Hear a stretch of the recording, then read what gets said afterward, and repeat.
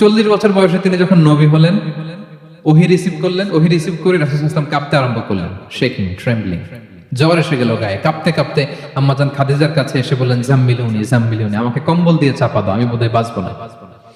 আম্মাজান খাদিজা আশ্বাস দিয়ে বললেন, সান্ত্বনা দিয়ে বললেন, ইয়া রাসূলুল্লাহ, আপনি ভয় পাবেন না, আপনি ভয় পাবেন না, আল্লাহ আপনাকে অপদস্থ করবে না। কারণ আপনার মধ্যে 5টা গুণ আছে, যেই মানুষের মধ্যে এই 5টা গুণ থাকবে আল্লাহ কখনো তারা অপদস্থ করতে পারে না।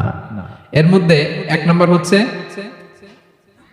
ইন্নাকা লা তাসিলুর রাহিম, আপনি আত্মীয়তার সম্পর্ক বজায় রাখেন।